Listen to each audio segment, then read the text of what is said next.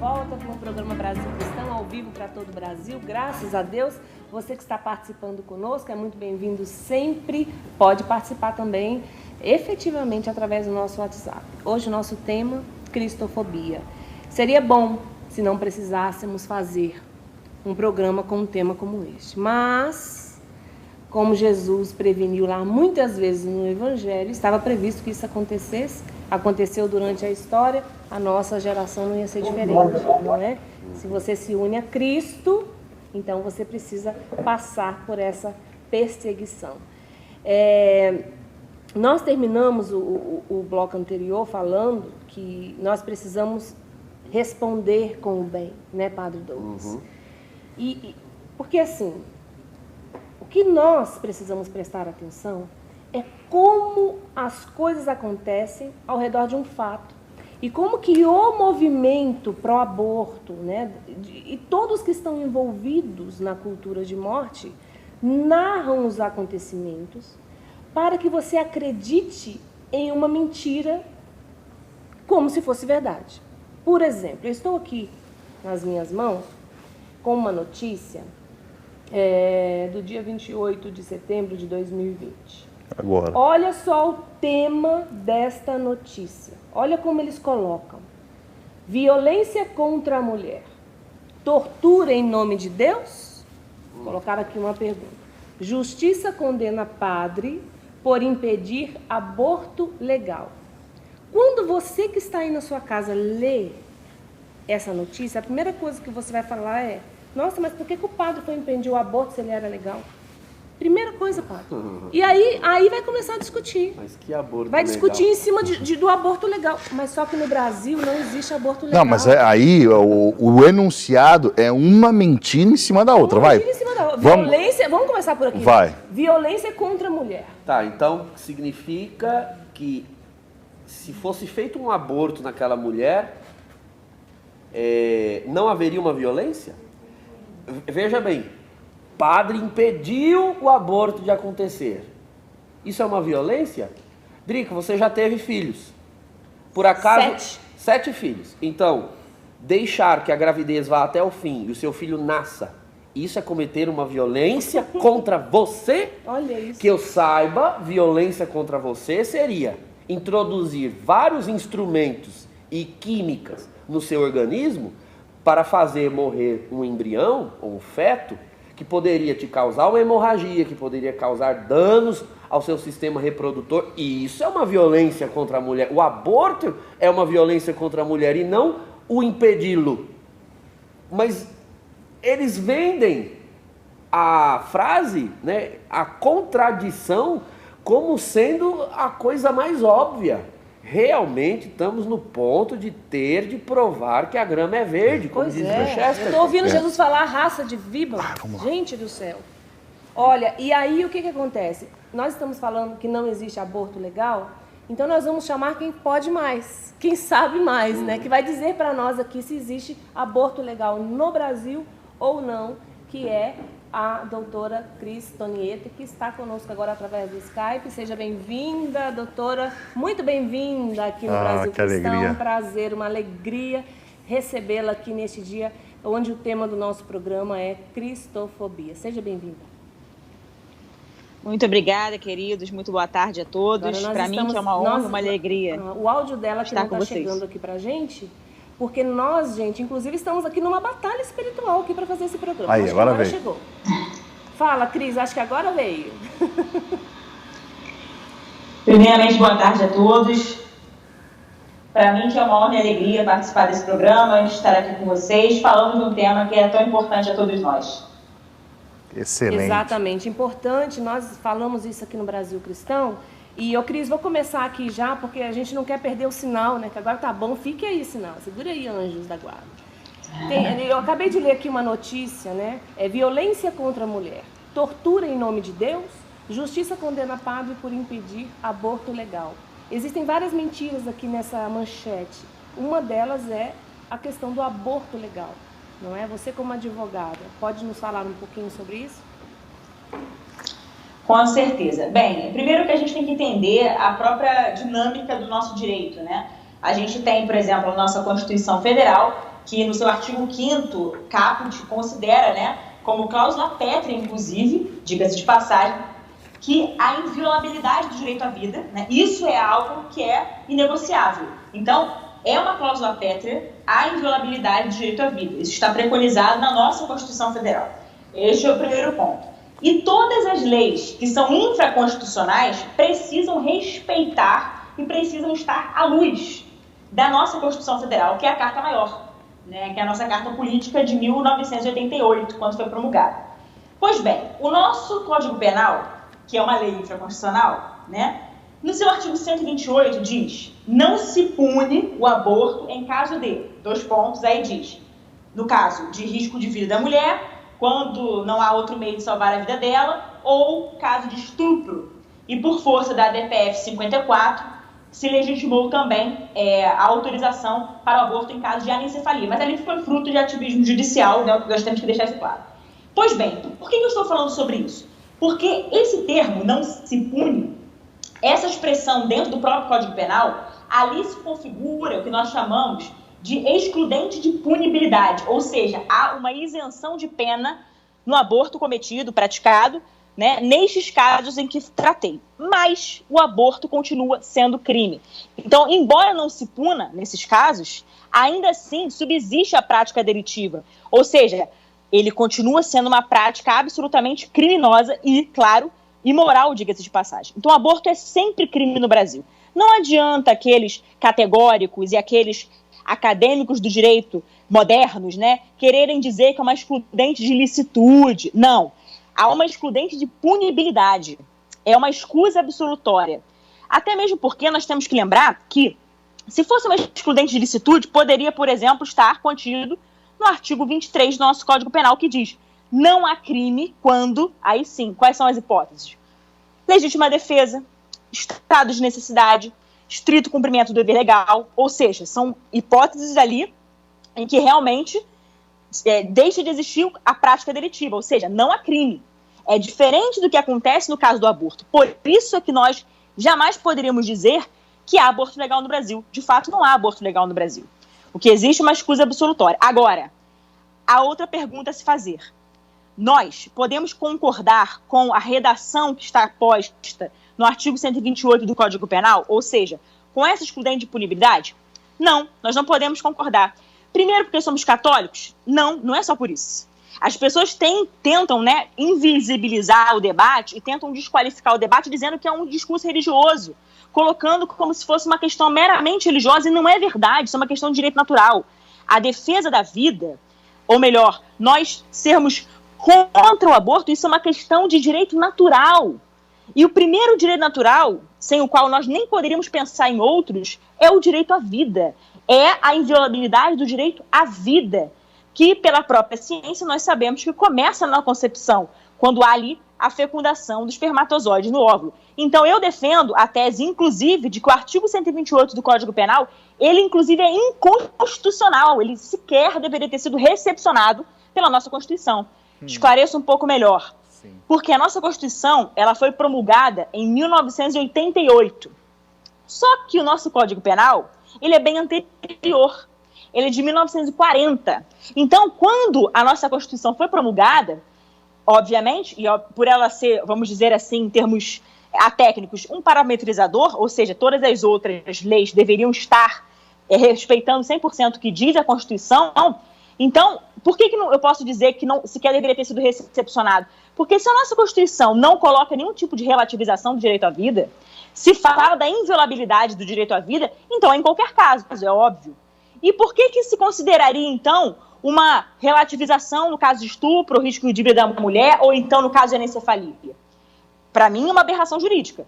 Mas muitos chancelam essa tese e, inclusive, consideram, né, legítimo o artigo 128 do Código Penal. Mas eu digo que é uma iniquidade. Eu digo que o artigo 128 não deveria ter sido recepcionado, ele é eivado de vício de constitucionalidade, ele sequer deveria ter sido recepcionado, e eu digo que ele é imoral e é ilícito, ou melhor, ele é absolutamente iníquo.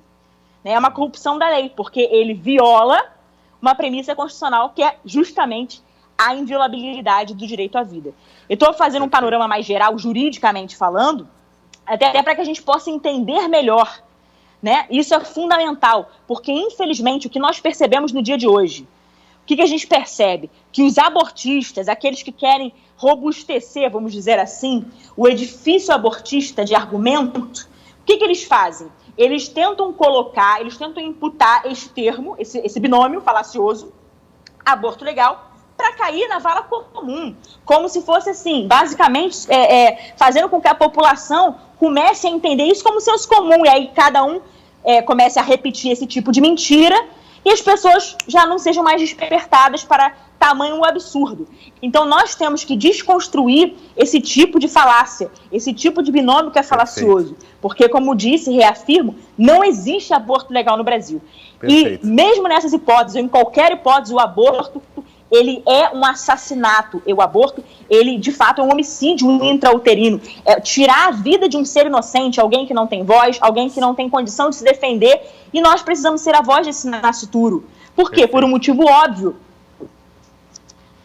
Ele, no caso, né? Vamos pensar assim, eu estou grávida de 7 meses, o meu filho que está aqui no meu ventre, ele depende 100% de mim no que tange a, veja, o cordão umbilical está servindo o meu filho em relação aos nutrientes, mas ele é um patrimônio genético próprio, ele tem a sua própria identidade genética, ele tem ali, por exemplo, a sua identidade, ele é um ser humano irrepetível, não existe outro como meu filho, Davi. Ele é um serzinho, né, próprio, não é o meu corpo, minhas regras, é um outro corpo dentro do próprio meu. O meu é como se fosse uma espécie de hóspede, ele está como hóspede, né, como se fosse uma hospedeira, mal comparando em linhas gerais, né. O que eu quero dizer? O meu corpo, ele pode servir de casinha para o meu filho, ele está aqui no meu ventre, protegido, né, está sob minha responsabilidade, né, obviamente. Agora, é importante dizer que ele é um outro corpo e, portanto, são outras regras que o regem. Né, que vai reger aquela vida humana, né? Então a gente tem o nosso Código Civil, por exemplo, no seu artigo 2º, que resguarda, que salvaguarda mesmo os direitos do nascituro. Por exemplo, o nascituro não tem direito ao nome? O nascituro não tem direito à herança? Tem. Então não é uma mera expectativa de vida, como muitos tentam dizer, para desqualificar o debate. Então vamos olhar pela ótica da razão. Né? A gente não está falando nada apenas com viés religioso, não. A gente poderia usar o viés religioso, poderia, é legítimo, não tem problema nenhum. Claro. Nós somos autênticos e podemos fazer isso. Agora, querer invisibilizar o nosso debate, querer desmerecer apenas por alguém ter utilizado algum argumento religioso, sabe o que é isso? Isso é hipocrisia e, mais ainda, desonestidade intelectual. Desonestidade intelectual. Os cristãos, de fato, se levantam, os cristãos se levantam para defender a vida, desde a concepção até a morte natural. Também, lógico, por um princípio, como disse, de direito natural, porque respeitam o direito natural, né? Porque querem preservar esses direitos. Agora, não só por isso, mas também pela luz da razão. Qualquer ser humano de bom senso é capaz de entender que tirar a vida de inocente no ventre, isso é assassinato, isso é homicídio. Doutora. A gente não se escandaliza quando a gente vê a televisão, por exemplo, se a gente liga ali, televisão em qualquer canal de jornal. E aí, porque fulano de tal foi assassinado. A gente não se escandaliza? Claro. Porque existe uma violência ali contra a pessoa, que é a imagem e semelhança de Deus, temos que dizer? Claro que a gente se escandaliza. Por que a gente não pode se escandalizar tanto ou mais no caso do bebê, que sequer tem direito de defesa? Perfeito. Nós temos que defendê-lo. Então a gente se escandaliza, porque a mesma dignidade da pessoa humana, daquela pessoa que foi morta lá, que foi noticiada pela mídia, também tem esse bebê. A dignidade da pessoa humana nasce, o princípio da dignidade da pessoa humana, nasce justamente na concepção. É uma pessoa desde sempre. Por acaso, eu hoje tenho 29 anos, como disse, estou grávida de um bebê de 7 meses. Veja, eu sou um ser humano hoje desenvolvido, mas onde começou meu desenvolvimento? Foi justamente na concepção. Verdade. Então, o mesmo patrimônio genético que eu tinha lá, eu tenho agora. Inclusive, então, assim, por que a gente... Nós acompanhamos, eu vi, né, esse vídeo que você postou, até de um vídeo americano, onde alguém sai na rua perguntando para as mulheres o que você acha do aborto. Aí elas dizem, cada um tem o direito de decidir o que quiser, o corpo é da mulher. Mas aí a pessoa que está entrevistando fala, então vamos assistir aqui comigo um aborto. Elas começam a ficar horrorizadas, as pessoas falam, realmente é um crime, e algumas choram, algumas não conseguem ver até o final, porque quando você se depara e vê, meu Deus, é de fato um crime, a pessoa muda de ideia na hora, não é mesmo? Exato. Doutora, bom, primeiro manifestar a alegria de ter a senhora com a gente hoje no Brasil Cristão. Nós estamos, assim, muito honrados, tá? a manchete que a Drica leu aqui, ela tem é mentira e falácia uma em cima da outra. A primeira foi isso daí, né? Como se ele tivesse impedido o aborto legal, a senhora já arrebentou com esse argumento tosco. Mas o segundo que eu queria colocar é que estão dizendo, padre perde na justiça. Isso é um absurdo. Quando a gente começa a ver o que aconteceu, isso é um verdadeiro absurdo. Eu queria que a senhora explicasse um pouquinho o que foi que de fato aconteceu com o padre Lodge. Porque ele impetrou um habeas corpus. Ele não perdeu na justiça em nenhum momento. Então eu queria que a senhora explicasse isso para nós. Primeiro que esse tipo de argumento é uma tentativa espúria, né, de se criminalizar o próprio movimento Pró Vida. E eles acham que vão nos intimidar fazendo isso. Eles acham que, com esse tipo de argumento ridículo, com perdão da expressão, eles vão calar nossa voz. Eles são muito enganados. Estão absolutamente enganados. Se a gente tiver que ir para o martírio, a gente vai para o martírio. Amém. Martírio incruento, martírio que for. A gente vai, né? Por quê? Porque a gente não pode ter medo, não. A gente tem que se levantar para agir em defesa daqueles que não têm voz, como falei anteriormente. Mas, sobre o caso do padre Lodge, em primeiro lugar, que qualquer cidadão, eu vou repetir, qualquer cidadão tem total possibilidade de ingressar na justiça, melhor dizendo, né, para impetrar um habeas corpus. Se a gente olha pela própria Carta Magna, ou seja, no artigo 5º, também cláusula pétrea, tá? No artigo 5º, inciso 68 ou 69, salvo engano, a gente vai ver claramente o que é o habeas corpus e quem pode impetrá-lo. E ali vem dizendo, qualquer cidadão. Tem formalidade legal? Tem algum requisito a cumprir? Veja, quando que se impetra o habeas corpus? Quando existe algum tipo de abuso de autoridade, ou então quando alguém está cerceado da sua liberdade de ir e vir. Mas se a pessoa não tem nem direito à vida, vai ter direito à liberdade... Perdão, quase que... acho que falhou aqui. Estão me ouvindo de volta? Sim. Tá, perdão, porque deu uma falha aqui, eu acho que é por conta como é que chama? Da bateria, perdão, voltando. Então, assim, se a pessoa não tem nem vai ser oportunizada a ela, por exemplo, o direito à vida, ela vai ter alguma liberdade? Claro que não, porque primeiro o direito é a vida. Depois é que a gente pode pensar em direito à liberdade, etc e tal. Né? Então, por isso que a própria Suprema Corte, enfim, o próprio o judiciário, de um modo geral, já considerou que é possível, né, impetrar habeas corpus em favor do nascituro, inclusive, que é alguém que é uma criança por nascer. Então, isso é possível. E qualquer cidadão tem esse condão.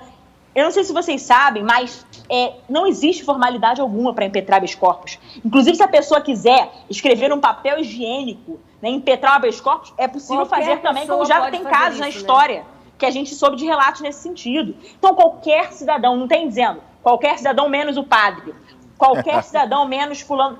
Não tem isso, não tem essa categorização. É qualquer cidadão. E o padre o fez na qualidade de cidadão. Exatamente. Mesmo que ele estivesse exercendo, veja, abre parênteses aqui, mesmo se ele estivesse exercendo, né, o seu sacerdócio naquele momento, porque é indissociável a figura do sacerdote da figura do cidadão padre, como eu, por exemplo. Eu sou advogada, né, sou hoje deputada, etc. Mas que diferença isso faz? Qualquer um pode impetrar o habeas corpus. Então o padre o fez, né, ele na época era estudante de direito, ele impetrou o habeas corpus em favor do nascituro, exerceu um direito legítimo que qualquer cidadão tem em respeito à Constituição Federal, em respeito à própria lei infraconstitucional, o próprio Código de Processo Penal. Então ele não fez nada demais, ele tentou impedir um crime de acontecer. E ele ganhou na justiça. Na verdade, o que aconteceu foi que o juiz concedeu, né, ou melhor, desculpe, o magistrado, né, enfim, claro, na verdade foi o desembargador, né, ele autorizou, né, ou melhor, autorizou não, ele acabou ali, naquele momento, concedendo que o padre Lodge, né, tinha colocado, ou seja, ele acolheu o pleito do padre Lodge e não autorizou o aborto, né, ele autorizou apenas aquilo que o padre Lodge já tinha colocado. Então, basicamente, ele concedeu a liminar que o padre Lodge tinha pleiteado, de negar o aborto, de impedir o aborto. Ou seja, e quem fez isso foi o magistrado. O magistrado impediu o abortamento, acolhendo o pleito do padre Lodge, que estava no exercício da sua função. Foi a justiça que decidiu, né, Cris? Foi a justiça que determinou, foi a justiça que decidiu. Quem bateu o martelo foi a justiça. Teria sido o padre, no sentido assim, o padre foi lá e cometeu... Se ele tivesse entrado no hospital, mas armado, não, vim pedir esse aborto por minha conta. Não foi isso que ele fez, não é? Ele tem Não, CPF, mas ele vota, ele é uma pessoa normal que foi lá e quis impedir um crime. Foi isso que ele fez. Agora, eu queria aproveitar a sua presença, nosso tempo já está acabando, porque nosso tema hoje é cristofobia. E aí eu queria que você comentasse para a gente esse projeto de lei, que é como se fosse uma alteração, né? É uma alteração no decreto 2.848, de 7 de dezembro de 1940, né? Você citou. Onde nós falamos aqui, ó, que o presente projeto de lei tem como objetivo agravar a pena de crime contra o sentimento religioso e de vilipêndio de objeto de culto, tal como exposto no artigo 208 do Código Penal. E aqui vai falar sobre a cristofobia. Ultimamente, a cristofobia, que em outras nações já descamba em perseguição aberta e execução de projeto, todos, né? Os que professam a fé no Redentor do gênero humano, no Brasil, tornam os alvos fáceis de um ativismo judicial cada vez mais latente. E segue o texto. Queria que você comentasse um pouquinho, porque esse projeto é seu, né? Sim, é um projeto de minha autoria. Também apenas correm outros projetos de autoria de outros parlamentares, né? Porque a gente tem um problema sério no Brasil, que é justamente crimes contra o sentimento religioso. No artigo 208 do nosso Código Penal, ali está disposto o que é o crime contra o sentimento religioso. Alguém que, por acaso, vai vilipendiar a fé de terceiro, né? De fato, sentimento religioso, alguém que vai ultrajar objeto de culto, etc. Isso é uma infração ao artigo 208 do nosso Código Penal, que sim, é um crime com o sentimento religioso. E isso é uma coisa que tem acontecido aos montes no Brasil, diga-se de passagem. Se a gente fosse fazer uma retrospectiva histórica aqui, eu ia ficar falando horas e horas, né, sobre diversos casos que ocorreram que demonstram essa cristofobia. Ou seja, vou usar o termo correto, esse ódio que parece que as pessoas têm ao cristão, né, aquele que defende a sua fé, aquele que se levanta, né, para ser, de fato, um verdadeiro defensor da sua fé. Pois é. Então, a gente vê, inclusive, até grupelhos aí humorísticos, né, que ultrajam a fé e ganham na justiça. Quando alguém vai questionar isso, né, eles ganham na justiça em nome da falsa liberdade de expressão. Quer dizer, então, que a liberdade de expressão agora é ampla, é absoluta? Lógico que não. Quer dizer que pode ferir, inclusive, e facilitar o cometimento de um crime, como, por exemplo, o crime contra o sentimento religioso. Então, a gente vê a cristofobia se alastrando por todo o mundo, não só no Brasil, né? A gente vê a perseguição ostensiva, flagrante, aos religiosos, aqueles que têm, não só clérigos não, mas inclusive qualquer pessoa que se levanta para defender sua fé, e notadamente a fé cristã que compõe a maioria do povo brasileiro. Nós não podemos esquecer que o povo brasileiro é majoritariamente cristão, notadamente católico, preciso dizer sim, porque se olharmos as estatísticas nós chegaremos a esta conclusão. Então, o que nós mais percebemos é que hoje em dia existe essa perseguição escancarada, ostensiva, a todos aqueles cristãos no mundo inteiro. E por isso a necessidade desse projeto de se agravar a pena para esses casos específicos. E no caso do padre, eu preciso dizer que houve sim uma cristofobia, porque eles tentaram imputar ali como se fosse uma derrota da Igreja Católica, porque foi um padre que impetrou habeas corpus. Nós já mostramos que ele o fez legitimamente exercendo o seu direito, como qualquer cidadão. Ele ganhou na justiça, só que o que aconteceu anos mais tarde, né, a família entrou em desfavor do padre, né, para pedir o que a gente chama de ação de reparação, ou seja, uma indenização por ele ter impedido um crime. Então, assim, é uma aberração jurídica das piores que eu já vi, né, das mais absurdas, porque parece que é uma conivência com a prática delituosa do aborto que eu nunca vi igual, sendo que o aborto é crime no Brasil sempre, como já dissemos aqui. Então, houve sim, inclusive argumentos que eu vou chamar de cristofóbicos, né? Já que as pessoas gostam tanto de termos de fobia, mas tudo é verdade, fobia, isso é uma cristofobia. Querem expulsar Cristo dos espaços públicos e aqueles que militam pela causa de Cristo. Padre Douglas vai falar.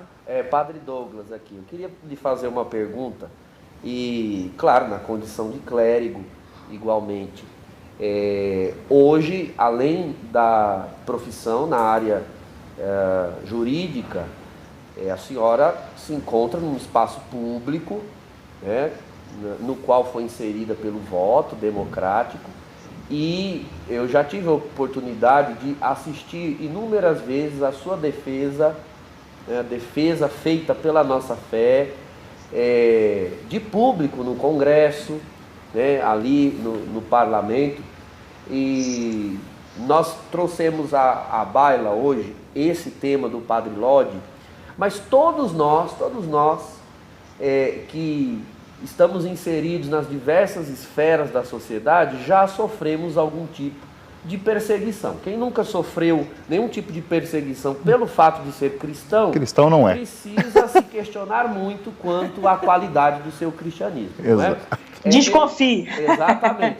Eu queria saber, né, além deste caso do Padre Lodi, se você poderia, naturalmente, naquilo que não vem a ferir a ética, né, mas nós confiamos muito na sua sabedoria, na sua ciência, se você poderia, né, contar para nós um pouco sobre como é ser, em termos de cristianismo, uma militante do Evangelho e da fé católica, num ambiente tão hostil à fé cristã.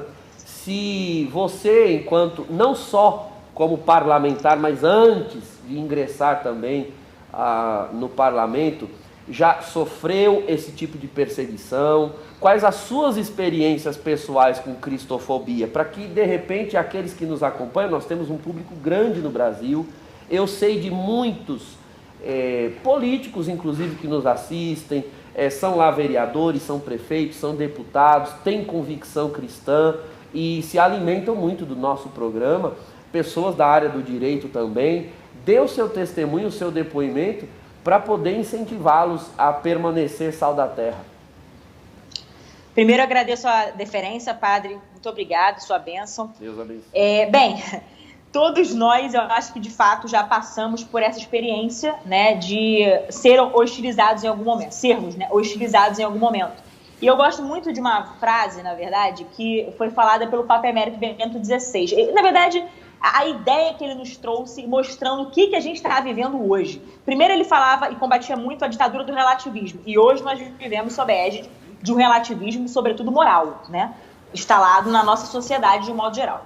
Mas ele falava muito do martírio da ridicularização, do martírio do escárnio. E nós estamos inseridos exatamente neste contexto. Não só eu hoje na vida pública, não só eu hoje dentro do Congresso Nacional, sendo a voz, sim, representando, né, os valores católicos, majoritariamente falando, porque, de fato, sou católica e não escondo isso, nem quero, de modo algum. Eu jamais poderia, até porque, para mim, é motivo de orgulho no bom sentido da palavra, né, ser católica e honrar o meu batismo, sem dúvida. E se não for para isso, que Deus me arranque de lá, né? Eu não tenho o menor pudor para falar isso, porque falo até com humildade, de coração mesmo, que eu acho que a gente tem que estar sempre a serviço de Deus, da igreja, sim, porque nós defendemos valores. A igreja é a grande baluarte em defesa da vida. Sempre foi o grande bastião em defesa da vida. Por isso esse ódio à igreja católica, diga-se de passagem. Por isso que as abortistas, como, por exemplo, preciso citar, a senhora Débora Diniz, se vangloriou com essa decisão aí em perseguição ao padre. Essa decisão, essa condenação injusta ao padre Lodi. Ela ficou dizendo como se fosse uma derrota da Igreja Católica, porque o que ela quer é ver a derrocada da Igreja Católica, porque assim facilita o processo de avanço da cultura da morte. Então, eu estou comentando sobre isso, padre, até mesmo porque é mais um motivo da gente se levantar, né? A gente sofre as perseguições, o que eles querem é nos amordaçar para que a gente retorne para as catacumbas. Então, eles não vão hesitar, os promotores do aborto, os promotores da cultura da morte de modo geral, eles não vão hesitar em tentar, de algum modo, desqualificar o nosso debate, como eu falei anteriormente também. Então, eles vão mostrar o seguinte: ela fala isso porque ela é católica. Ele fala isso, sei lá, porque é cristão. Veja, quer dizer que então eu posso defender menos os meus valores, ou então eu posso ter menos direito à voz, porque eu sou católica? Isso não existe, isso não faz o menor sentido. E aí vem aqueles que falam: não, mas você é parlamentar, mas o Estado é laico. Eu sempre falei isso, o Estado pode ser laico, mas eu sou católica. E eu, como católica, defendo os princípios, os valores da Igreja Católica. E, obviamente, como eu posso dizer, sirvo, né, dentro do meu mandato, desse contexto, justamente seguindo rigorosamente os princípios norteadores da doutrina social da Igreja. Eu sou assim, as pessoas que votaram em mim têm total consciência disso, e para mim, eu estou absolutamente tranquila, não tem uma perseguição. Porque eu sei que o objetivo que eles têm de ridicularizar cada um de nós é fazer com que a gente, de algum modo, seja intimidado para impedir a nossa luta em favor daquilo que, de fato, é direito natural. A defesa da vida, defesa da família, né? Dos verdadeiros valores que fundaram a nossa nação. E é mais interessante, para finalizar, é que, assim, lá no Congresso Nacional, tem pessoas que, de fato, tentam usar de argumentos de cristofobia, ou seja, de perseguição aos cristãos, para deslegitimar a nossa luta, o que é pior. Né? Mas isso eu acho que, de algum modo, nos dá mais gana para fazer diferente, para, de fato, mostrar que a gente precisa defender de forma ávida, de forma intrépida mesmo, como os santos e os mártires, os apóstolos fizeram lá atrás. Eu não falo por demagogia, eu falo com toda a sinceridade do meu coração. A gente tem que ter mais avidez, né, mais ousadia mesmo, para lutar por aquilo que é bom, belo, certo, verdadeiro e justo, moral, né? Exatamente. Pois é, mas a gente está vivendo antivalores na sociedade e a gente não pode achar isso normal. Olha, a gente está vendo aqui a hecatombe moral. E aí, a gente vai ficar tranquilo com isso? Não, né? A gente tem que se levantar para agir. Sensacional, Cris. Doutora, nós queremos, olha... assim, agradecer você de Demais. coração. E queremos pedir que você volte muitas vezes aqui no Brasil Cristão, porque nossa missão aqui, isso aqui não é um programa de TV, a gente costuma dizer que isso aqui é uma missão. A nossa missão é, de fato, resgatar o cristianismo no Brasil, porque é isso que nós somos, católicos, cristãos, e queremos levar o evangelho e a verdade da nossa doutrina a todos os corações. Por isso, te agradecemos de coração. Eu espero, sinceramente, que a gente possa ter a oportunidade de um dia tê-la aqui presencialmente conosco. Seria Deus quiser. Uma honra muito grande. Enquanto eu ouvia a doutora e sabendo aonde a senhora está, me vinha muito ao coração a figura de Santa Joana d'Arc, a força, né? Que ela interceda, continue intercedendo. Tenho certeza que ela já tem feito isso, mas que ela interceda por ti, né? E por toda a tua missão. E obrigado mais uma vez. E pela preciosidade, né? Dessa vida linda que do está Davi. aí, 7 meses, daqui a pouquinho está chegando. Amém. Para somar mais cristãos para o nosso Brasil. Beijo para você, querida. Amém. Obrigada, gente. Deus abençoe vocês também. E estou aqui à disposição para qualquer coisa que vocês precisarem. Estou sempre a serviço. Meu objetivo é esse mesmo. Deus abençoe. Obrigada. Salve, gente. Maria. Tchau, querida. Tchau, querida. Salve, Maria. Tchau, tchau. Para você que está em casa, nós vamos fazer um intervalo rapidíssimo e já voltamos. Muito bom.